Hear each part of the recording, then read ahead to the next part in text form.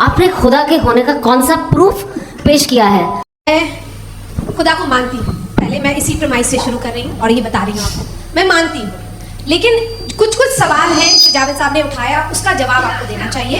पहला सवाल ये कि गजा में सालों से छोटे बच्चे मर रहे हैं, वो उनको अगर खुदा मर्सीफुल है, हम मानते हैं कि अल्लाह ताला में बहुत ताकत है, तो वो बच्चे क्यों मर रहे हैं? दूसरी बात ये कि अगर कंटिजेंसी की जो आप बात करते हैं, पूरे मुस्लिम ममालिक मिल करके भी उन गजा के बच्चों को क्यों नहीं बचा पा रहे हैं? क्योंकि अगर वो चाहते, क्योंकि अल्लाह ताला उन पर हुकूमत करते हैं, सब पर हुकूमत करते हैं, तो वो उनको क्यों नहीं बचा? जी थैंक यू वेरी मच।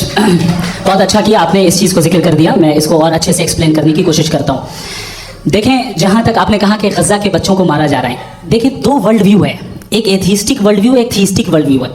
बच्चे मर रहे हैं दोनों वर्ल्ड व्यू में, लेकिन हमारा वर्ल्ड व्यू कह रहा है कि रिकॉम्पेंस है, ये कह रहे हैं कि उनका मरना बेकार जाने वाला है, कोई उसका रिकॉम्पेंस नहीं है, क्योंकि इनके यहाँ आखिरत और अल्लाह का कोई तसव्वुर या गॉड का कोई तसव्वुर नहीं है।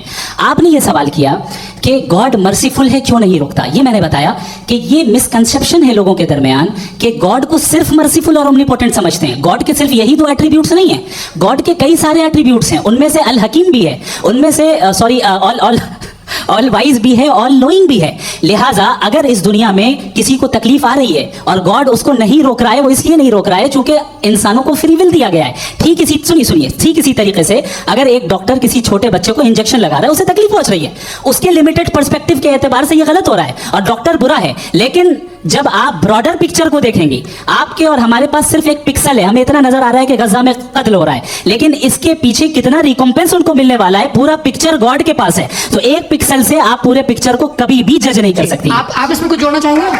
आपको कुछ बोलना है इसमें?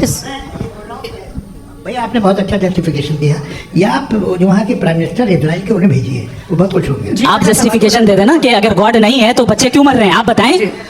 वो ये सवाल पूछ रहे हैं कि अगर आप ईश्वर का अस्तित्व नहीं मानते हैं तो उन बच्चों की मौत को आप कैसे इंटरप्रेट करते हैं? भाई ये दुनिया जो है, जो ताकतवर लोग होते हैं वो एक नाइंसाफी करते हैं। तो ये अच्छा काम है, आपके नजदीक तो नेचर नाइंसाफी पे मबनी है। अरे मेरे भाई, आप नेचर की कहाँ बात कर रहे हैं, तो इंसान की बात जी, तो फिर जब मैं इंसान की बात कर रहा था, आप नेचर की बात करने लग गए। एग्जामिनेशन अगर मुझे बोलने नहीं देंगे तो अलग बात है, आप बोलिए, मैं मुझे नहीं, क्रॉस एग्जामिनेशन बोल तो लेने दीजिए। जी बोलिए। क्या बात ये है कि ह्यूमन सोसाइटी तभी साथ में रह सकती है जब वो मोहब्बत से, एकता से एक दूसरे के एहतराम करके रहे। इसके अलावा पॉसिबल नहीं है, अकेले तो इंसान रह ही नहीं सकता। वहाँ पर कुछ लोग हैं जो फाउल करते हैं, वो फाउल हमेशा से तारीख में होता आया है। आज ये हो रहा है, जो हो रहा है बहुत बुरा हो रहा है, बहुत जालिमाना है, बहुत जाबराना है। उसको आप कहें कि ये बच्चों को कॉम्पनसेशन मिल जाएगा या इसकी मतलब इंजेक्शन है, इंजेक्शन तो हेल्थ के लिए दिया जाता है। आप ये कह रहे हैं कि ये बच्चों की जो धज्जियाँ उड़ रही हैं ये इंजेक्शन है, ये टेस्ट है और उस टेस्ट में उनको ऐसा रिकॉम्पेंस मिलेगा जो आपके तस्वुर के बाहर है। ये आप 3 बरस के बच्चे को बारूद से उड़ा के टेस्ट ले रहे हैं? वाह, वो नहीं ले रहा है, खुदा नहीं उड़ा रहा है, इजराइल उड़ा रहा है। ये उसको अगला सवाल लेते हैं प्रोफेसर पुरुषोत्तम अग्रवाल। मुफ्ती साहब, एक निवेदन आपसे है कि कम से कम थोड़ा सा माइक क्लोज एक रिलीजियस और फिलॉसफिकल प्लीज। एक रिलीजियस और फिलॉसफिकल ट्रेडिशन है जो ब्रह्मांड को यानी यूनिवर्स को ही अंतिम मानती है। सर्वम खलु इदम ब्रह्मम, this is Chandogya Upanishad and it completely rules out the existence और नेसेसिटी, आपके शब्दों में necessity of a creator. The creation itself is the creator. तो एक मिनट प्लीज। दूसरा जो सवाल आपने अभी जो आप बार बार कह रहे हैं कि भगवान विद्वान भी है, वाइज, सब जानने वाला, तो अगर विजडम में दुनिया भर के पापों और अत्याचारों को बर्दाश्त करना शामिल है, तो फिर इसका मतलब ये हुआ कि अगर मैं फ्री विल से उसको अपोज करता हूँ तो ईश्वर की विजडम और मेरी फ्री विल में कॉन्ट्राडिक्शन है। Because when I am opposing whatever is happening in Gaza, then I am opposing the God's will और गॉड्स विजडम। जवाब लेते हैं। तो गॉड की विजडम, एक मिनट सर प्लीज सर, ये एक जुमला, गॉड की विजडम है कि गाजा में जो कुछ हो रहा है वो हो रहा है, मैं उसको अपोज कर रहा हूँ, तो मैं गॉड की विजडम के खिलाफ जा रहा हूँ। एक सवाल। दूसरा ये नहीं, आपने 2 ऑलरेडी।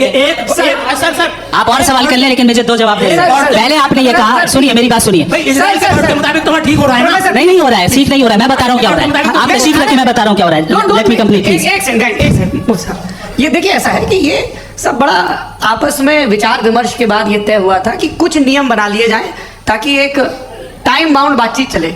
और भाई साहब, आप बड़ा जरूरी काम कर रहे हैं लेकिन कैमरे के फ्रेम में आके उस काम को गड़बड़ कर दे रहे हैं। ठीक है गुरु, अब मेरे को कहीं का गुस्सा कहीं निकालना था, सॉरी। नहीं, कोई गुस्सा नहीं है जी। तो प्रोफेसर ने सवाल पूछे, आप उनके जवाब दें, और थोड़ा ये सब लोग थोड़ा ख्याल रखें भाई, सवाल संक्षिप्त रखें जी। आपने 2 सवाल किए।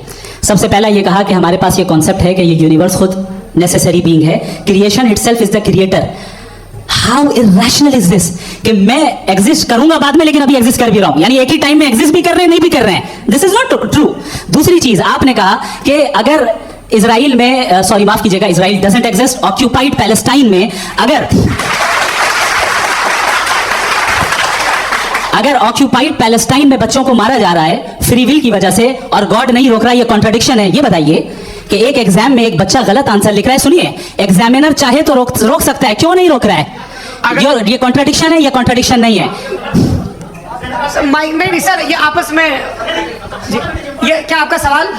माइक दीजिए। फ्री विल दिया गया है टेस्ट के लिए, अकाउंटेबिलिटी के लिए। अगर फ्री विल नहीं होता तो आप कहते हैं हमें रोबोट बना दिया गया। नॉट रिप्रेजेंट माय पोजीशन, आपकी जो भी पोजीशन, मैं अपनी फ्री विल के नाते, अपने ह्यूमन विजडम के नाते गाजा में हो रही अत्याचार का विरोध करता हूं। बिल्कुल करना चाहिए। के हिसाब से मैं गॉड की विजडम का विरोध कर रहा हूं? बिल्कुल नहीं, जो हो रहा है गॉड, बिल्कुल भी नहीं, बिल्कुल भी नहीं। उसका वहां पर गाजा में कत्ल होना ये इंसानों के गलत इस्तेमाल का नतीजा है, फ्री विल के इस्तेमाल का नतीजा है। गॉड इसका हुक्म नहीं देता, उससे रोकता है। यही तो मसला है ना, आपके लिए कॉन्सेप्ट क्लियर नहीं भाई, आपने तो बताया था इंजेक्शन लगाने से बच्चे को तकलीफ होती है, ये इंजेक्शन लगा। सर आप ऐसे रेटोरिक स्टेटमेंट दे तब तो कोई मसला नहीं समझते रहे। This is a rhetoric statement, this is not a logical argument sir. I am sorry, I am sorry. आखिरी 30 मिनट बड़े मुश्किल होने वाले हैं जी। मुफ्ती साहब आगे बैठे हैं, इनको माइक दीजिए। हाँ तरुण, माइक आप अपने पास रखिए, आपको कैमरे का फ्रेम पता है जी। सबसे पहले दोनों को मुबारकबाद। एक सर अपना आप नाम बता दें। आप अमेरिका में शिकागो में रहते हैं, इतना मुझे याद है। बताया, यासिर नदीम अलवाजदी मेरा नाम है। जावेद सर, आपसे एक क्वेश्चन है इन्फिनिट रिग्रेस के ताल्लुक से। एक हाइपोथेटिकल सिनेरियो है, मसलन अगर आप सर माइक थोड़ा सा प्लीज क्लोज रखिए जी।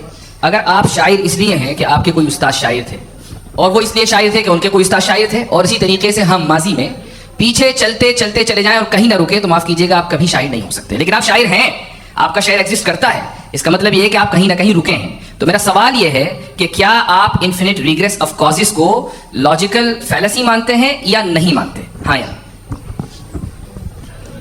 मैं इन्हें लॉजिकल फैलेसी नहीं मानता हूँ, लेकिन मेरा प्रॉब्लम यह है कि जब मैं नहीं मानता हूँ तो I will continue with this logic जो फैलेसी नहीं हो। आप एक जगह रुक जाते हैं जाके, आप कहते हैं ये गेंद कैसे बनी है, जजीरा कैसे बना, ये समंदर कैसे बना, ये ज़मीन कैसे बनी, और अचानक गॉड पे जाके आपको ब्रेक लग जाता है। एक बार आप सवाल नहीं करते कि भाई इनको बनाने वाला तो इनसे भी कॉम्प्लिकेटेड होगा, वो कैसे बना, उसके बारे में आपने इत्मीनान कर लिया, वो हमेशा से है। तो अगर आप उसे हमेशा से मानते हैं तो फिर ये मान लीजिए कि कायनात हमेशा से, क्या तकलीफ हम वजूद नहीं आते जी है? हम मौजूद नहीं। अच्छा सर क्यों नहीं होता? मैं बताऊँ प्लीज प्लीज मिसाल दी आपके शेर, आपका शेर कभी वजूद में आता अगर शायर इसी तरह चलता रहेगा हमेशा। जी। माइक मेरे ख्याल से एक सेकंड। इन्फिनिट रिग्रेस का कॉन्सेप्ट क्लियर नहीं हो पाया सर। रहने दे, लेट्स मूव ऑन सर। ठीक है। हाँ थोड़ा सा मॉडरेटर का भी ख्याल रखें। नहीं आपने तो रखा है, आपने रखा है। यहाँ पे गौहर रजा साहब है, वो भी एक सवाल पूछना चाहते हैं। माइक नीचे से ऑन कर दिए नीचे। पहले तो ये कह दूं कि मैं उन बच्चों से शर्मिंदा हूं जिनको गजा में कत्ल किया गया, क्योंकि हमारे होते हुए कत्ल किया गया। लेकिन उससे ज़्यादा शर्मिंदगी इस बात से हुई कि मुझे लगा कि मुफ्ती साहब उसको जस्टिफाई कर रहे हैं। बिल्कुल भी नहीं, आप बहुत ही गलत मुझे बात लगा मैं गलत हो सकता हूं। बिल्कुल गलत मैं है। सवाल पूछ रहा हूं, मैं सवाल पूछ रहा हूं। मैं जावेद भाई से डिसएग्री करता हूं। एक सेकंड देखिए, अगर देखिए सर एक सेकंड आप सर वेट अरे आप मैं कुछ मेरे पहले मुझे अपनी बात कह लेने दीजिए। अगर ऑडियंस तय करेगी तो फिर मॉडरेटर का मतलब नहीं। मेरा आप सबसे ये कहना है, ये बहस दो लोगों के बीच में है, एक तरफ मुफ्ती साहब, एक तरफ जावेद साहब। पिछले 1.5 घंटे से ये लोग अपने अपने तर्क रख रहे हैं। आपकी इनसे इत्तेफाकी हो सकती है, ना इत्तेफाकी हो सकती है। मेरे उस्ताद मुझे सिखा गए हैं कि मुखामुखम में असहमति की गुंजाइश बची रहनी चाहिए। अगर मैं आपकी बहुत इज्जत करता हूँ गौहर साहब, आपने जो कमाल की किताबें लिखी हैं, साइंटिफिक टेम्परामेंट, लेकिन मेरी ये गुजारिश है आप सबसे कि यदि आप इन लोगों ने जो बोला उन पर टिप्पणियां करेंगे तो ना वक्त की पाबंदी रहेगी ना अनुशासन। आप सवाल पूछ लें, उस सवाल में जो बात आ जाए वो आ जाए। मैं जावेद साहब से डिसएग्री करता हूं, इसलिए जावेद साहब से सवाल पूछ रहा हूं। आपका सवाल जावेद अख्तर साहब से। और सवाल ये है मेरा कि जावेद साहब ने कई बार लॉजिक का इस्तेमाल किया कि साइंस में लॉजिक है और रिलीजन में लॉजिक नहीं है। मेरा ख्याल ये है कि रिलीजन में भी लॉजिक है, लेकिन उस लॉजिक की बेसिस ये है कि आप रुक जाते हैं, जिसका जिक्र जावेद साहब ने बार बार किया, यानी खुदा के तसव्वुर पे आते हुए, गॉड के तसव्वुर पे आते हुए रुक जाते हैं। और इसमें सवाल पूछना मतलब फॉरबिडन होता है। सवाल यह है कि क्या जावेद साहब इससे एग्री करते हैं कि साइंस की लॉजिक अलग है और रिलीजन की लॉजिक अलग है? बताइए सर। देखिए, 3 चीज़ें हैं। साइंस है, एक है मंतिक है, इस्तिदलाल है, और एक जो है कुछ भी नहीं है, फेथ है, अकीदा है। मैं अकीदे की लॉजिक का कायल नहीं हूँ। मुझे आप इस्तिदलाल से, लॉजिक से, रीज़न से समझाइए, मैं मानने को तैयार हूँ, मेरा क्या नुकसान होगा। लेकिन ये कि अकीदे पे मैं नहीं जा सकता हूँ। अकीदे का मतलब है कि तुम ये मान लो, सवाल ना करो, ये नहीं। आप सारी बातें करके, बड़ी साइंटिफिक बातें करके एक जगह जाके खुदा के वजूद पे रुक जाते हैं, सरेंडर कर देते हैं। मैं सरेंडर करने को तैयार नहीं। That's all। जी, ये आगे सर बैठे हुए हैं, इनको माइक दीजिए। भाई वो आप पूछना चाह रहे थे ना भाई? हाँ, नहीं Thank you। जी, आपका नाम? आसिम इफ्तिखार। आसिम जी, पूछिए। सर, जावेद सर से सवाल है कि आपने माइक थोड़ा करीब है। अपने क्लोजिंग स्टेटमेंट में ये बात कही थी कि मज़हब का जो फ्यूचर है वो ज़्यादा दिन नहीं जाने वाला है, लेकिन मैं देख पा रहा हूँ कि जो ऑक्सफोर्ड यूनिवर्सिटी की एक स्टडी है 2011 में हुई है, जिसके 50 एकेडमिशियंस ने इसको अंजाम दिया था, उसमें वो ये कहते हैं कि जो फेथ इन गॉड है वो इनबिल्ट है ह्यूमन नेचर के अंदर, जिसको हम कहते हैं फितरत के अंदर शामिल है वो। और वो ये कहते हैं कि अगर कोई ये समझता है कि मज़हब को वो ख़त्म कर देगा तो ये उसकी गलत फहमी है। तो आप इसके बारे में, इस स्टडीज़ के बारे में क्या कहते हैं? ठीक है। मैं उनसे एग्री नहीं करता हूँ। वो कौन से प्रोफेसर होंगे? अच्छा, उनके पास डेटा है, इन्होंने डेटा के बेसिस पे होगा। डेटा क्या हो सकता है? फ्यूचर का डेटा तो नहीं हो सकता ना उनके पास, प्रेजेंट का डेटा हो सकता है। डेटा आपने सुना 100 साल पहले का बात का डेटा? मैंने तो नहीं सुना आज तक। तो आज उनकी ये राय है और होगी राय, ठीक है। दुनिया में तरह तरह की राय है लोग, लेकिन मैं समझता हूँ कि वक्त के साथ इंसान ज़्यादा से ज़्यादा रीजनेबल और लॉजिकल होता जा रहा है। आज आप देखिए वेस्टर्न यूरोप में क्या परसेंटेज है नॉन बिलीवर्स की, बहुत हाई। वहाँ चर्च खाली पड़े होते हैं। तो अल्टीमेटली को इंसान कोई ऐसी बात बहुत अरसे तक नहीं मान सकेगा, चाहे गलत या सही, जो उसे, उसके दिमाग को, उसके जहन को, उसके लॉजिक को अपील लगे। वो कह रहे हैं जो ऑक्सफोर्ड के होंगे तो कैम्ब्रिज के होंगे, तो मुझे क्या लेना देना। उनका डेटा मुस्तकबिल का नहीं हो सकता है। जी, दीपक, हाँ पूछिए। मैं आऊँगा, अभी पीछे की साइड में आऊँगा, माइक वहीं भेजूंगा 2-3 साल के लिए। जी जावेद साहब, आपसे सवाल है। नमस्ते अरे भाई, सर, अगर आप ही लोग को तय करना है तो फिर 200 लोग तय कर लेंगे। ये सब नहीं sir, please don't do this sir. Everybody has a right sir, but we can only take selected questions. No sir, ये यंग लोग भी हैं तो इनकी ये आप उतने यंग, भाई आप यंग हैं कि नहीं हैं? वो कह रहे हैं वो भी यंग हैं साहब। आप उनकी नौजवानी पर दावा उनको ही करने दें। हाँ मुफ्ती साहब, आप यंग, हाँ पूछे। अरे भैया, सर, मेरा सवाल ये है। कुछ इनसे भी तो पूछो। जी हाँ, बस आपसे एक सवाल है। जैसे थीस्टों के पास, अपने जो ईश्वर को मानते हैं, उनके पास अपने सोशल गेट टुगेदर्स हैं। 5 रोज़ा क्रिसमस आने वाला है, होली है, दिवाली है, ईद है। एथिस्ट क्या ऑफर कर रहे हैं? मतलब मैं इनकी दुकान से बुर में आना चाहता हूँ उस तरफ, पर मैं अट्रैक्ट नहीं हो पा रहा हूँ। मैं सोशल गेट टुगेदर्स क्या है आपके पास? वो ये कह रहे हैं कि जो धार्मिक लोग हैं, अलग अलग धर्म के लोग, उनके उत्सव त्योहार कॉन्ग्रेगेशन बहुत हैं। अब आपको मैं एक सुनाता हूँ, यहाँ हिस्टोरियन भी बैठे हैं। मृदुला जी, आप बताइएगा सही है क्या? ये एक कॉन्स्टेंटाइन, एक ग्रीक रोमन बादशाह था, जो क्रिश्चियनिटी आने के 400 साल बाद उसने डिसाइड किया कि मैं क्रिश्चियन हो जाऊंगा, मेरी पूरी स्टेट कैंसिल हो जाएगी। उस जमाने में ऐसे होता था, राजा जो धर्म इख्तियार करता था वो जनता भी कर लेती थी, इसलिए कि वो हो गया था बैंकरप्ट। और उसे जो मेडिटेरियन कोस्ट के रिच क्रिश्चियन वो थे मर्चेंट, उससे पैसा चाहिए था। तो उसने कहा यार क्रिश्चियन हो जाओ। तो उसने अपने वजीर से कहा कि भाई ये हिस्ट्री है कि अब हम लोग क्रिश्चियन हो जाते हैं।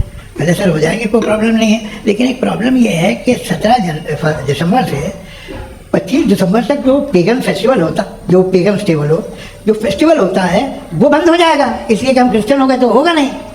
तो वो बच्चों को बहुत बुरा लगेगा, पब्लिक को बहुत इंजॉय करते हैं, खासतौर से 25 को मेन डे। तो हाँ, ये तो सही कह रहे हो, ये जीसस क्राइस्ट की पैदाइश कब थी? कहते था वो अप्रैल में थी, नहीं कट करो, वो 25 दिसंबर को। ये हकीकत है जी। और 400 साल बाद क्रिश्चियनिटी के अप्रैल से दिसंबर ले आए, और इसलिए कि यहाँ पेगन फेस्टिवल होता था। अब मनाते हैं, आप आराम। ये जो सारे फेस्टिवल हैं, ये रिलीजन से, हर एक को एक एंटरटेनमेंट डिपार्टमेंट चाहिए होता है अपनी कंपनी चलाने के लिए। तो ये रिलीजन ने, ये सेकुलर त्योहार थे जिन्हें रिलीजन ने ले लिया है। ये मौसम के थे, फसलों के थे, किसानों के थे, उसको आपने लेके रिलीजियस रंग दे दिया। ये कोई रिलीजन से थोड़ी आए आप। अच्छा, हमें देखिए, हम तो मुरीद हैं, हम ईद मनाते हैं, हम दिवाली मनाते हैं, हम होली मनाते हैं, हम क्रिसमस मनाते हैं। बम्बई की फिल्म इंडस्ट्री की सबसे बड़ी होली हमारे घर में, सबसे बड़ी ईद हमारे घर में। वो हमारी सोशल वो है, हमारा हेरिटेज है। ऐसा थोड़ी है कि we will throw the baby around with the water. ये तो अच्छी चीज़ है, इन्हें रखो, जो बेकार है फेंक दो। जी हाँ, हेलो। जी मेरा सवाल नादवी जी से है। जैसा कि आपने बोला कि गॉड टाइम के भी परे है और गॉड इतनी कॉम्प्लेक्स चीज़ है कि उसे ह्यूमन माइंड समझ नहीं सकता, और गॉड ने अर्थ पे फ्री विल भी दे दी है। तो आप अपना वक्त ज़ाया क्यों कर रहे हैं गॉड के बारे में बात करके? अपन को तो बात करनी चाहिए कि सोसाइटी को बेहतर कैसे करें। जी, मैं गॉड वही बताता है सोसाइटी को कैसे बेहतर करें। अभी मैं आपका जवाब देता हूँ। आपने कहा कि टाइम पे वो एग्जिस्ट नहीं करता, सो नहीं, मेरा सवाल ये है कि जैसा आपने बोला कि गॉड बहुत ही कॉम्प्लेक्स चीज़ है, मैंने कहा ही नहीं कि कॉम्प्लेक्स है, तो आपके अल्फाज है। कॉम्प्लेक्स का लफ्ज गॉड के लिए सुइटेबल नहीं है। क्यों? क्योंकि कॉम्प्लेक्स वो चीजें होती हैं जो ऑब्जेक्ट हो। God is not an object जिसको आप इंस्ट्रूमेंट के जरिए लेबोरेटरी में जाके टेस्ट करें, oh it's very complex. No, वो कोई कार का इंजन नहीं है। मेरा वो सवाल फिलोसॉफिकली नेसेसरी बीइंग ऐसी बीइंग है जो सिंपल बीइंग है। हाँ, आप उसको मुकम्मल तौर पे उसकी तमाम हिकमतों को जान ले और हर चीज को जान ले, ये पॉसिबल नहीं है, क्योंकि वो ऑल वाइज है, आप ऑल वाइज नहीं है, और वो खुदा है, वो आपको सारी चीजें बता दे, ये जरूरी नहीं। मेरा सवाल ये नहीं था। मेरा सवाल ये था कि जब गॉड इतना परे है इस दुनिया से कि उसने अर्थ पे फ्री विल भी दी है, हम सब ह्यूमंस की फ्री विल है, और जो सोसाइटी में हो रहा है वो अपन लोग डिसाइड करेंगे, तो अपन लोग डिसाइड नहीं करेंगे ना, अपन लोग डिसाइड नहीं करेंगे। गॉड जो है, गॉड ने वो उसकी जात, उसकी एग्जिस्टेंस टाइम एंड स्पेस से परे है, लेकिन वो हमारा टेस्ट ले रहा है और उसी गॉड ने हमें बताया कि तुम्हें क्या करना है क्या नहीं करना है, तो जाहिर उस गॉड की बात सुनेंगे ना। जी, वो पीछे एक चश्मा लगाए जो मैम खड़ी हैं उनको दीजिए। हाँ, आप जी जी बिल्कुल आएंगे। हाँ, देखिए मैं कोशिश कर रहा हूँ सब तरफ जाने की। हाँ, उनको दीजिए माइक। जी, हेलो सर, मैं ओमनी प्रेजेंट नहीं हूँ, टाइम पाबंद हूँ और जहाँ तक कोशिश कर सकता हूँ करूँगा। जी, आपका नाम बताइए। मेरा नाम उर्सुला है, मैं दिल्ली यूनिवर्सिटी की एक स्टूडेंट हूँ और मैं स्टूडेंट फेडरेशन ऑफ इंडिया से हूँ। मेरा सवाल मुफ्ती जी से है कि इस हॉल के इस कमरे में बैठ के हम लोग रेप की मोरालिटी के बारे में फिलोसफिकली बात तो कर सकते हैं, बट असलियत ये है कि रोज़मर्रा की ज़िंदगी में औरतें रेप के थ्रू गुजरती हैं, और हम लोग सिर्फ नंबर्स पे इस तरह नहीं देख सकते, क्योंकि कितनी औरतें हैं इन कंट्रीज़ में जहाँ पे आप बता रहे हैं कि केसेस कम हैं, जिनका एक्सेस है कि वो जाके केस फाइल कर सकें। कितनी औरतें हैं जो जिनको काम करने की आज़ादी है उन कंट्रीज़ में। यूरोप में ये आज़ादी आ गई, यूरोप में ये रूल्स आ गए, तो हम आज इसके बारे में बात कर पा रहे हैं। जी, जाओ। आपने ये कहा कि कमरे में बंद होकर हम लोग इस पर फिलोसफिकली बात कर सकते हैं, लेकिन हकीकत में क्या हो रहा है, वो ग्राउंड लेवल पे क्या हो रहा है, जो बहुत गलत हो रहा है, और वो सफ़र कर रही है। आई एग्री, बहुत गलत हो रहा है, और जो गलत हो रहा है उसको हमें रोकना है। और क्यों रोकना है, वो गलत क्यों है, हमारे पास इसका ऑब्जेक्टिव फाउंडेशन है, इनके पास उसका ऑब्जेक्टिव फाउंडेशन नहीं है। मैं ये कहना चाह रहा हूँ कि जहाँ पे भी जुल्म हो रहा है, जहाँ पे भी औरत पे जुल्म हो रहा है, या उसकी इज्जत लूटी जा रही है, या उसे तकलीफ पहुँचाई जा रही है, और सिर्फ औरत नहीं, किसी इंसान के ऊपर भी जुल्म हो रहा है, तो उसके खिलाफ खड़ा होना, ये मॉरलिटी हमारे पास गॉड के पास से आई है। वरना जावेद साहब तो कह रहे हैं कि जो है मेजोरिटी डिसाइड करेगी, तो मेजोरिटी तो कभी भी बदल सकती है। क्या मैं तो ये थोड़ी सी आपको गलतफहमी है। मैं अगर मेरे जुमले से ये मतलब निकला या मैंने कहा, तो ये जुमला मैं वापस लेता हूँ। ये मेरा मतलब ही नहीं था कि मेजॉरिटी डिसाइड करेगी। मेजॉरिटी डिसाइड करे तो दुनिया में बड़ी वैसे आपने कहा था ये जुमला, ये तो हो मैं मान रहा हूँ। बाद में रिकैप कर लेंगे। अरे एक जगह मैं अपनी एक्सप्लेनेशन दे रहा हूँ। मुनासिब बात यह है कि हम सब के सब दिल में जानते हैं कि क्या अच्छा है क्या बुरा है, हमें पता है अच्छी तरह। जो लोग बुरे काम करते हैं उन्हें भी मालूम अच्छा क्या है।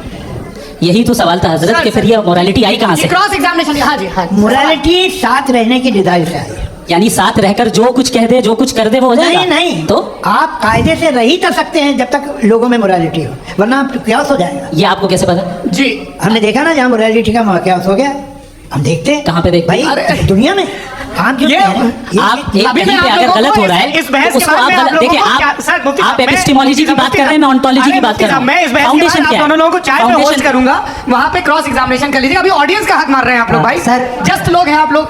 और ये भाई ये उधर आएंगे, जी सर आएंगे। अच्छा सर, मेरा नाम लईकुर रहमान है और मैं अलीगढ़ मुस्लिम यूनिवर्सिटी का स्टूडेंट हूँ, और जहाँ तक मुझे पता है कि sir you are also product of Aligarh Muslim University. मैं भी उसी चमन का बुलबुल। हाँ सर, तो बहुत खुशी हुई मुझे जान करके कि मैं आपसे मिलूंगा। सवाल सर, मेरा सवाल ये है, सर सैयद अली रहमा का नज़रिया ये था कि खुदा के वजूद को अक़ल के दायरे में रह करके तलाश करना, न कि पूरी तौर से उसका इनकार कर देना। Sir, how will you define it? नहीं तो ये तो आप इन्हें बताइए। ये सवाल है कि खुदा का वजूद साबित कर रहे हैं। नहीं तो सर, आपने इनकार किया रखा है, इस वजह से मेरा क्वेश्चन। उन्होंने यही एक सेकंड सर सैयद ने यही कहा ना कि अकल से आप खुदा के वजूद को साबित नहीं कर सकते, यही कहा ना भाई। वो उन्होंने कहा कर सकते हैं और वो कर दिया गया आज। वो फोन तलाश करना या साबित करना अकल से नहीं हो सकता। अरे सवाल तो सुन लीजिए जी। अकल से नहीं हो सकता है, यही कहा ना आपने। अकल से हो सकता है। अरे वो यही कह रहे हैं भाई, आप बता रहे हो सकता है, वो तो कुछ और। आप अगर सर देखो नौजवान फोन ले लो, इतनी कमाल की यूनिवर्सिटी है। अरे भाई दे दो ना जरा, एक मिनट अरे दे दो भाई माइक। मेरी बात सुनो, नहीं, माइक मैं पे समझ- बोलो ताकि जो लाखों लोग देख रहे हैं माइक दे दो ना। अरे देंगे ना माइक, तुम ठहरो तो। हाँ सर, मेरा सवाल ये था कि सर सैयद अलैहिर्रहमा का एक नज़रिया था अपना कि खुदा का जो वजूद है उसको अकल के दायरे में रह करके तलाश करना है, न कि पूरे तौर से इनकार कर देना है। ये उनका कॉन्सेप्ट था। लेकिन मेरा सवाल ये है कि आप इसको कैसे डिफाइन करते हैं, एक्सप्लेन कैसे करेंगे, मैं आपसे मैंने जानना अकल चाहता के दायरे हूँ, में- क्योंकि you are the product of Aligarh Muslim University. मुझे अकल के दायरे में रख के मैंने बहुत तलाश की, मुझे मिला नहीं। हाँ ये इधर वो चश्मा लगाए जो, हाँ उनको दे दीजिए। जी जी फटाफट पूछिए, 5 मिनट है, 5 मिनट में खत्म हो रहा है। हाँ अस्सलाम मुफ्ती साहब एंड मेरा सवाल जावेद अख्तर साहब से। क्या नाम है आपका? अरे भैया सब मुझे तो पूछ रहे हैं। फैज पूछिए फैज साहब। तो मेरा सवाल ये है कि अभी जो एथियस्ट है वो problem of evil argument use कर रहे हैं अगेंस्ट मुस्लिम्स, राइट? इस दुनिया में इतना सारा इविल है और अगेंस्ट मुस्लिम तो यहाँ अगेंस्ट थियस्ट। हाँ थोड़ा सा करेक्ट कर लीजिए भाई, पूरी मशक्कत ही इसी बात की थी कि इसी एक मजहब पे बात न टिके।